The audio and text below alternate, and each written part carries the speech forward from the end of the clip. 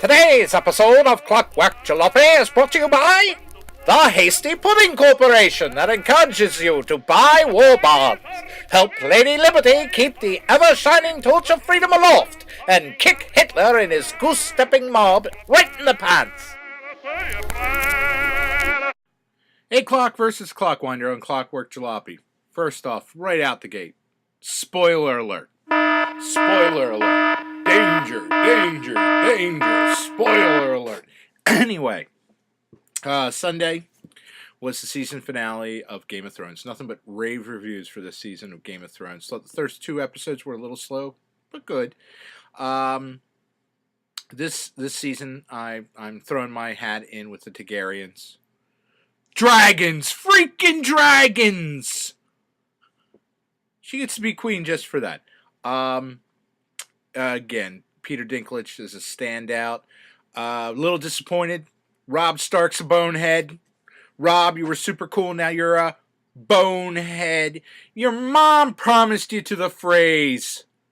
Man up. Golly. It's like your first mistake. Ugh. North of the Wall. Holy crap! I hope Sam Tully's alright. Not my favorite character, but he's me, He's a big fat guy. We've got to stick together, brothers. Solidarity. I thought the season was amazing. I don't know about you, but I thought the character of Varys, the spider, really came across a lot cooler this season than he did in the previous season, and I can't wait for the third. I understand HBO is doing 2 seasons of Game of Thrones next year, which is all right in my book. Again, I just absolutely loved it. Speaking about getting your geek on, this Saturday, friend Camo, shout out Camo, hosted the first Star Trek night we've had in quite some time. What is Star Trek night, you ask? That's where a bunch of us sit around and just basically riff on old episodes of the original series. And it's a blast. This week we were joined by a special guest, John B., who I've known since I believe he was that big. Guy was always, you could, even at a young age, put him in front of a keyboard and he'd be like, oh, hold on now, I'm going to play some tunes. And in fact, he is a musician now, and a good one. He was there and riffed right along with us old farts as we made fun of a piece of the action and the episode with Garth of Izzar, which I can't remember off the top of my head, but I'm sure someone will correct me. Also, I know I'm not a huge fan of the Lord of the Rings movies, but I did friend Peter Jackson and The Hobbit on Facebook.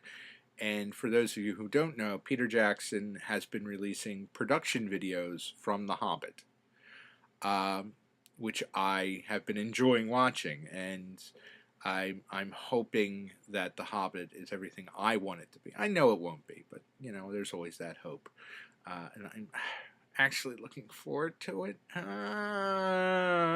Road to disappointment.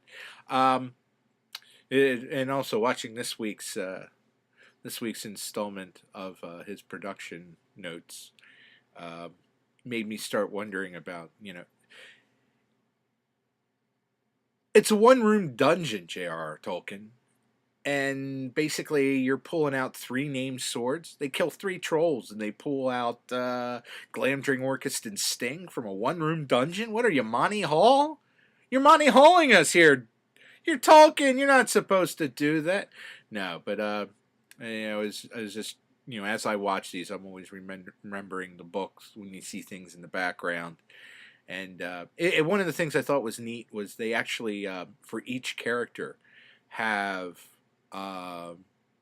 2 sets of weapons. They have a full scale, and then they have a reduced scale, which they use for each character has a height challenge. That's not right. A small person as a stunt double. Not a stunt double, but just basically a double for, to make them look shorter when they're doing faraway shots, I suppose. Ain't Peter Jackson. And unfortunately, Legolas makes a guest appearance, and Orlando Bloom makes a guest appearance in this week's video entry. Also in the Geekverse, Prometheus. I know it's pronounced something, but it opens probably tonight at midnight. I'm going to see it tomorrow. Ridley Scott's return to science fiction, and apparently a prequel to Alien. I can't wait to see it. I've loved the production stuff that I've been seeing, going to the Prometheus website. I've just really liked what I've been seeing, and I hope we get a really good sci-fi film from Ridley. His return to the genre. Do us right, Rid. One other upcoming science fiction movie that I recently caught a trailer for is the new Total Recall with Colin Farrell and Ms. Kate Beckinsale. And it looks pretty awesome as well. It worries me, though, because there isn't a release date. It says summer 2012. It's either... Sometimes when there isn't release dates, it doesn't mean the movie's all that hot. And just one last shout out for John Carter, Warlord of Mars. Now, there's talk everywhere how this movie sucked and how it bombed and this, that. The movie wasn't that bad. It was actually, in my opinion, a really good movie. I know, your opinion. You're a fat guy on the internet. Bah! But John Carter, Warlord of Mars was actually a pretty good darn movie. And one of the better, I'd put it right under Avengers from what I've seen this year. It's now available on DVD, Blu-ray, on demand. Watch the movie. It's actually good.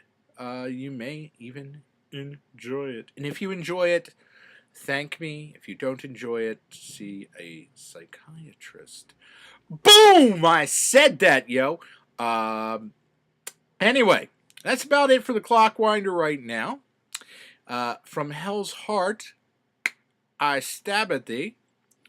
Y'all have a good day. Remember, whether it's exploring caves or delving into dungeons, trust only the Torchbearers Guild Local 313, illuminating your way to adventure since the second reign of Azimuth the Mighty. This has been a Clockwinder production.